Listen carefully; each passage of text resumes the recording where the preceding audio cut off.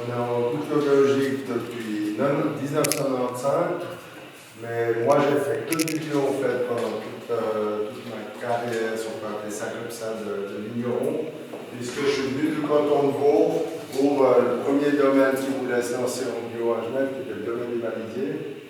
Donc je suis venu en 84 à Genève, on a commencé en bio, on était les premiers. Et puis après, moi j'ai créé cette cave.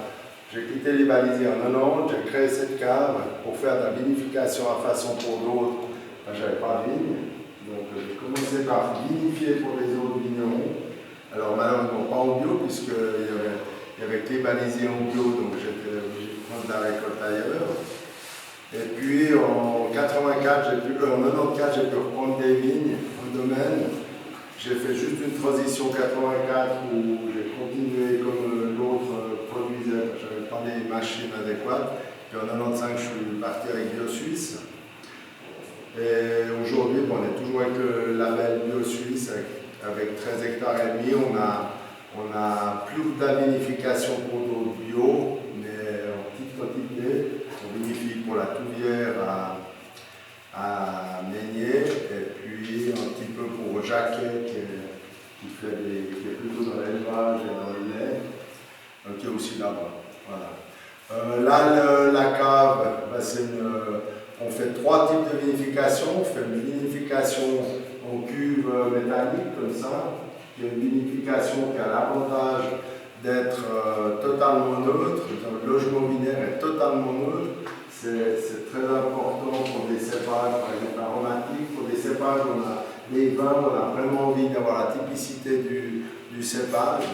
Donc, nous, on fait pratiquement tous les blancs en cuve neutre, et puis une partie des rouges.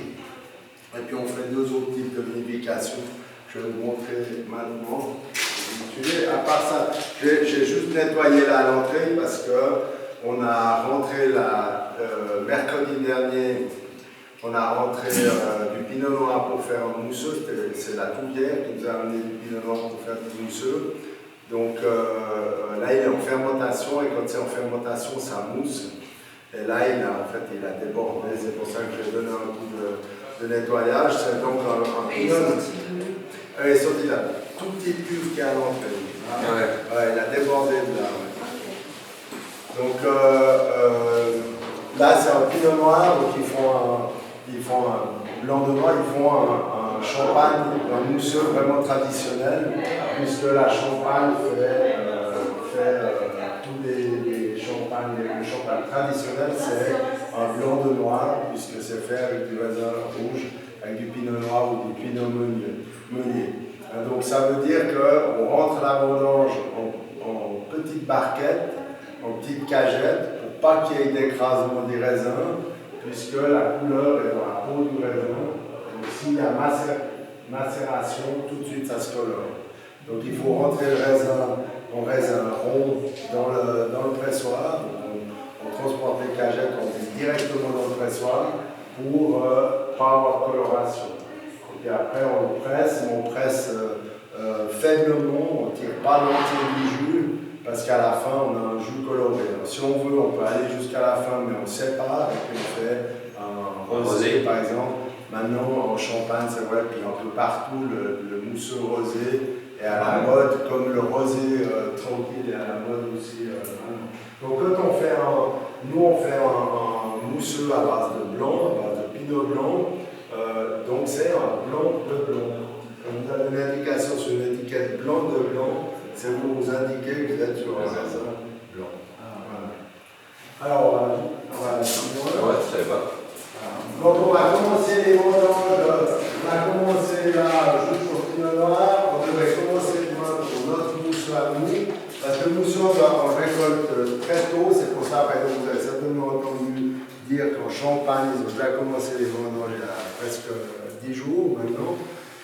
Parce que le champagne, c'est un jus qui fait 2 fermentations alcooliques. Donc là on le vinifie, il va faire une première fermentation alcoolique où on va essayer qu'il n'atteigne pas plus que 10% volume d'alcool. Parce qu'après on va le levurer à nouveau, lui rajouter du sucre, mettre en bouteille, et il fera sa deuxième fermentation en bouteille qui est, on l'appelle la prise de mousse, parce que c'est cette fermentation-là qui donne le pétillant du mousseux. Donc il fait deux fermentations, donc pour que les levures puissent travailler la deuxième fermentation, il faut qu'au départ, ça soit un jus qui a un faible volume d'alcool. Donc les mousseux se récoltent toujours plusieurs jours avant les autres. Pour le reste de la récolte, on ne sait pas trop comment on va avancer. On pensait le 7, puis entre le 7 et le 14, on va commencer vraiment le reste des vendanges, ce qui est extrêmement tôt. C'est pour ça que je disais à Béatrice, je sais pas si je disais à Béatrice, on est vraiment dans le jus ces jours, on est dans le jus total parce qu'on a tout échamboulé, parce qu'on n'a pas encore fini les mises en bouteille d'avant vendange, et puis on est déjà au vendange. Normalement, on commence les vendanges. Habituellement, là, ces dernières années, on a toujours commencé autour du 20. Et ça vous arrêtez ou ça? C'est à cause du climat. On a de plus en plus de la sécheresse, de la concentration qui accélère tout, quoi. La chaleur aussi qui accélère.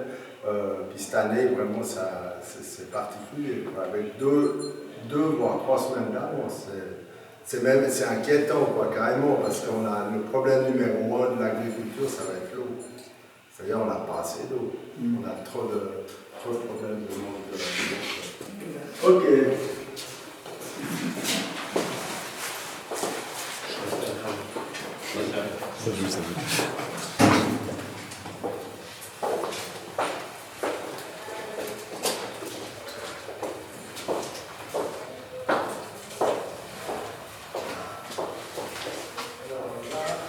Pas de problème.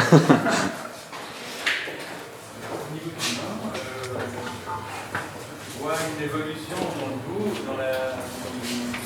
par rapport au climat, le fait que tout se rapproche en fait. Le problème numéro 1 qu'on a par rapport au climat, c'est l'alcool. Ouais. Parce qu'on a, je ne sais pas si vous avez remarqué, mais il y a 20 ans en arrière, on faisait des chasses là, des gamelles, tous nos vins avaient 2 degrés de moins, voire 3 degrés de moins. Le chasse-là, on faisait des chasses-là à 11,5% volume.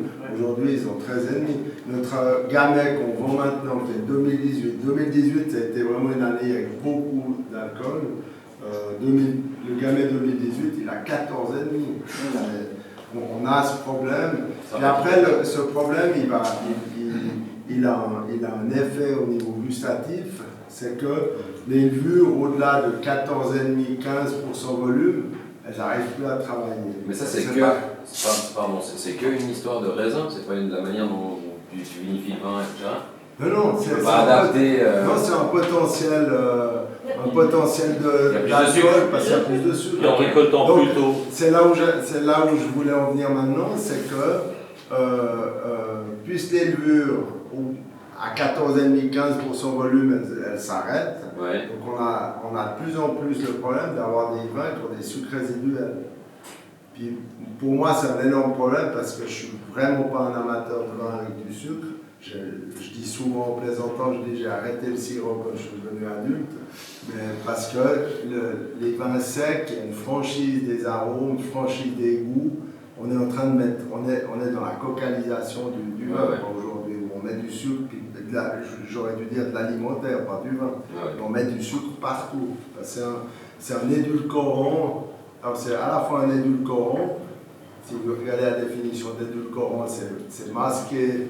C'est cacher quelque chose quand on édulcore, mais c'est en même temps un exauceur d'arôme, le sucre. C'est un élément qui fait les deux.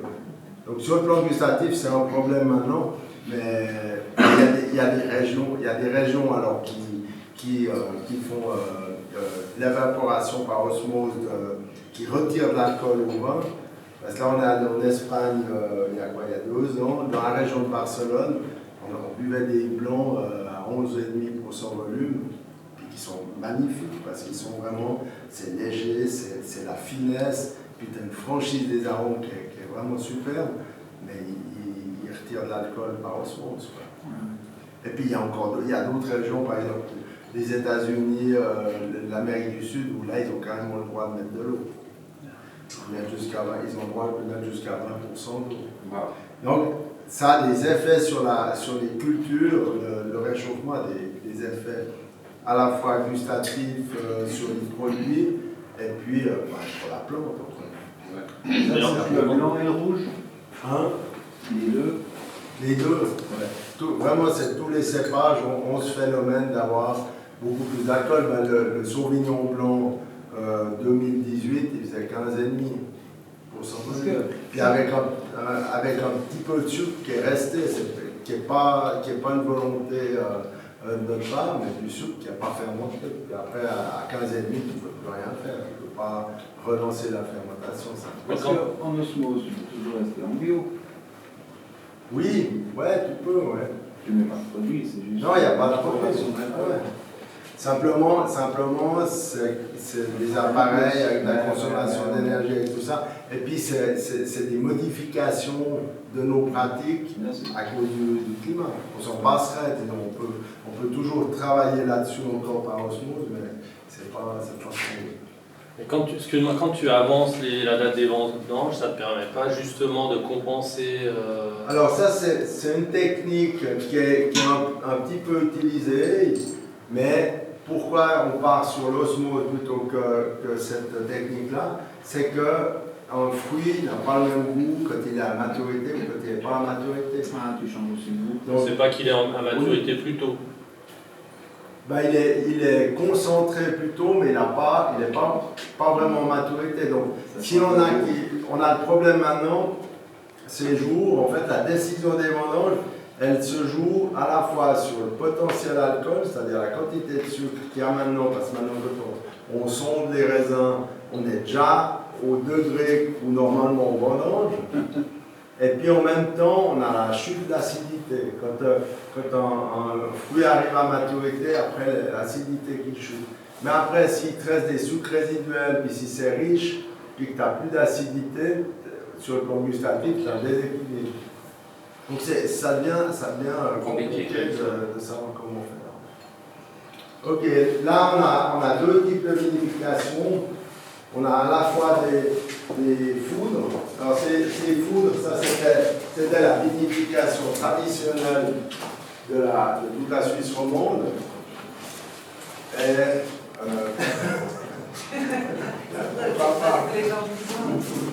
donc là c'est l'intérêt des foudres. Alors les foudres c'était la vinification, le logement binaire traditionnel de l'époque.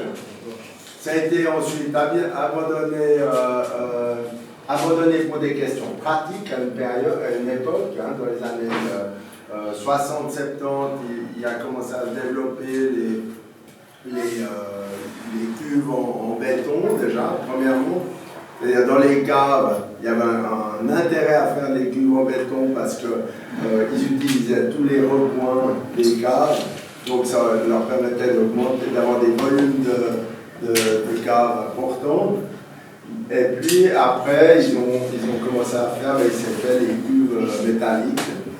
Et puis on a perdu un petit peu les foudres. Il y a des régions où ils les ont gardées un peu plus. Par exemple, si vous allez dans le lago ou sur la côte, des villages de Mont-sur-Rolle, Féchy, comme ça, ils ont gardé. Il y a d'ailleurs la plus belle cave en foudre. C'est le domaine de Montbenet qui est juste en dessous de la sortie d'autoroute de Rolle. C'est chez de Valville où c'est que des foudres. Toute la cave, ils ont vraiment conservé une cave à l'ancienne. C'est que des foudres. Et le plus ancien est de 1670. Donc, en fait, c'est des pièces qu'on garde plusieurs générations, pour autant que toutes les générations les entretiennent bien. Parce que s'il y a à un moment donné un faux goût, un piqué dans le bois, en fait, la seule solution, c'est de raboter. Donc, il y a des cas où ils ont dû, à un moment donné, changer les foudres, parce qu'ils ont eu 30 générations, il a fallu raboter après. Donc, à un moment donné, ça devient trop fin. Mais bon, là, ça a été abandonné pour ces raisons-là, pour des questions pratiques, pour des questions de mise en bouteille, d'échéance de mise en bouteille, c'est-à-dire qu'avec le foudre, on ne peut pas les laisser vides. Ça veut dire qu'on faisait un cycle où on vendange, on met dans les foudres, puis juste avant les vendanges suivantes, on vide les foudres, et puis c'est la vendange suivante qui va dedans. Pour ne pas les laisser vides. Donc c'est aussi une des raisons pour lesquelles ils ont abandonné le bois. Maintenant, ça revient pour des questions d'oxygénation des vins. On se rend compte de l'intérêt au niveau de la maturité des vins d'avoir ces coudes où le vin respire par rapport aux cubes métalliques. Alors ça, le but n'est pas de donner un goût boisé, c'est vraiment le rôle de l'oxygénation, puisque comme on les garde plusieurs années, ceux-là je les ai achetés en 98, donc en fait aujourd'hui ils n'ont pratiquement plus de goût boisé. Il y en a des autres, je vais vous montrer après, là, qui sont assez récents, qui sont 2015. Là, elles marquent encore un petit peu les vins. Et puis, là, il y a des barriques, aussi là, de côté. Mais là, c'est l'autre système qui consiste vraiment à marier les goûts du chêne avec le vin. Donc, c'est petit volume, des barriques qui sont assez récentes, pour justement avoir vraiment le goût encore du chêne, le côté vanillé s'ils sont peu brûlés, ou carrément un peu grillés, amandes grillées quand ils sont brûlés. Ça dépend pas aussi du nombre de temps que tu laisses le vin dans les barriques? Alors après, dans la barrique, il se passe le phénomène que le goût boisé augmente, il y a un pic, et après ça redescend par l'oxygénation. Okay. Mais au début qu'on travaille avec les barriques, parce que ça c'est pas traditionnel de notre région, au début il y en a qui ont eu tout d'un coup la trouille, puis qui ont sorti les barriques parce qu'ils commençaient à trouver trop boisé. Et puis en fait il ne faut pas avoir peur de ce moment-là, de ce pic, et puis laisser se faire. Maintenant au niveau consommation, on remarque un retour vers des vins qui sont plutôt sur la typicité du cépage que sur le bois. Il y a une recherche, alors c'est pour ça aussi que l'augmentation d'alcool c'est aussi un problème parce qu'il y a une recherche aussi de vins plus légers. Par exemple, l'Allemagne est assez pionnière dans les vins légers puisqu'ils sortent des vins depuis assez longtemps, des vins à 9, 9,5, 10% volume d'alcool. Qui sont souvent assez intéressants sur le plan gustatif. Ouais. Donc il y a un avantage d'être au nord de l'Europe ou au sud. C'est-à-dire que c'est en train de monter. Quoi. Oui, mais il y a les... Au sud, ils ont des problèmes encore plus graves. Ah, ils ont des problèmes plus graves. Mais nous, avant, ici, on devait, la plupart des années, on devait chaptaliser parce qu'on était un peu limite au niveau d'alcool. La qualité d'un vin, c'est l'équilibre des constituants. Donc il faut trouver un bon équilibre. Donc dans la recette, si tu veux, il y avait la chaptalisation, c'est-à-dire l'ajout de sucre ici pour remonter un petit peu l'alcool. Et puis dans le sud, ils acidifiaient.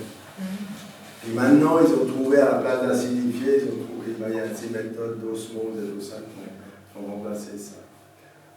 Vous pouvez juste voir la petite cuverie à côté qui est aussi en foudre. Les foudres qui sont de ce côté, c'est des foudres qui ont été fabriquées à côté de Sainte-Margrethe, à l'autre bout à Bernec, en haut des Grisons. Et puis là, ceux-là, ils ont été fabriqués à Cusna.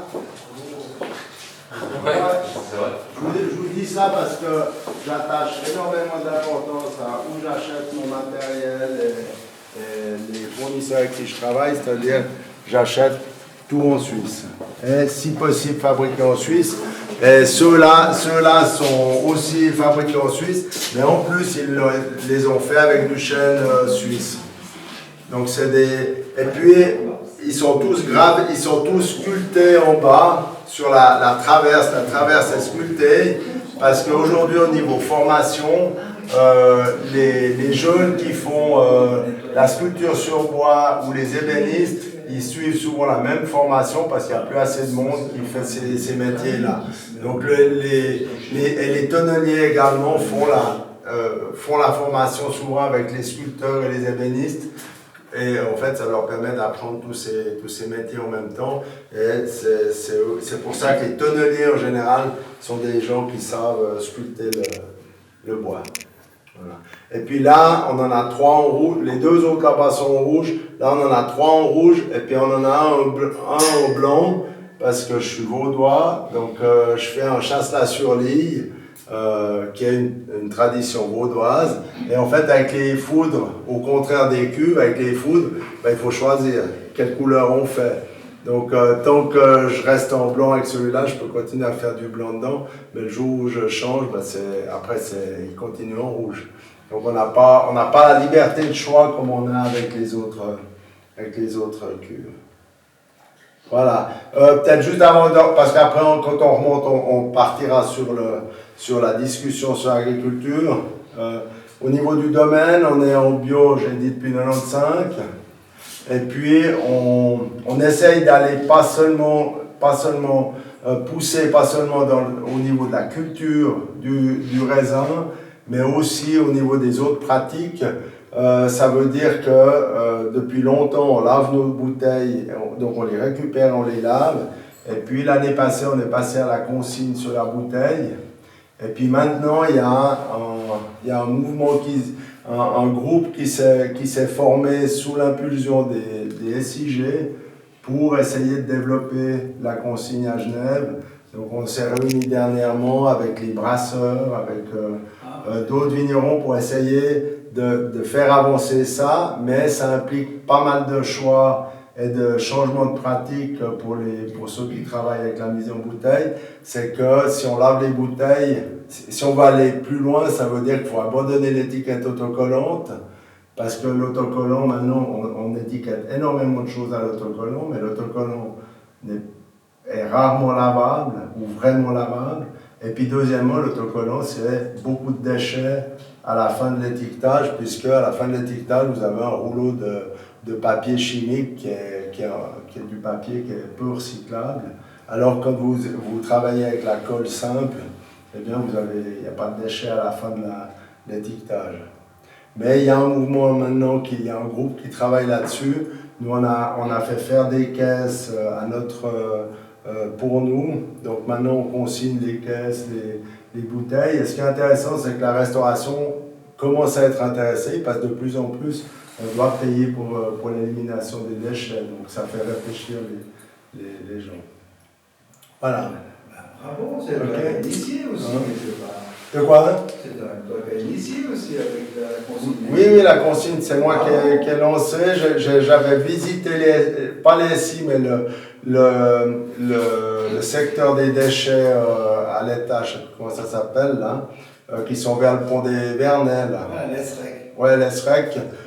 Parce que nous, on cherchait des moyens pour faire des caisses, parce que ça coûte extrêmement cher de faire des caisses. On a beaucoup hésité entre faire des caisses en bois et des caisses en plastique. Finalement, on est allé sur le plastique parce que, en se disant, ben, c'est des caisses qu'on va garder longtemps, donc ça a du sens, et puis surtout, c'est lavable.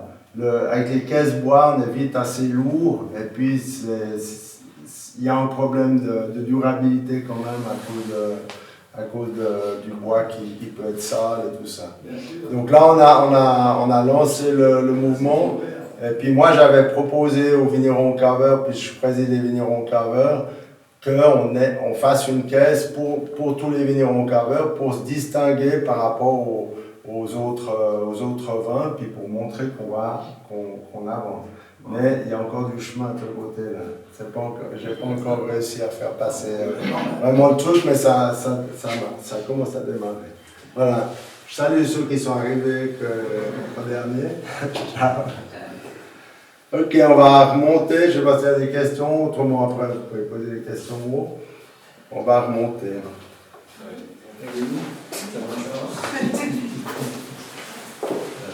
Pardon?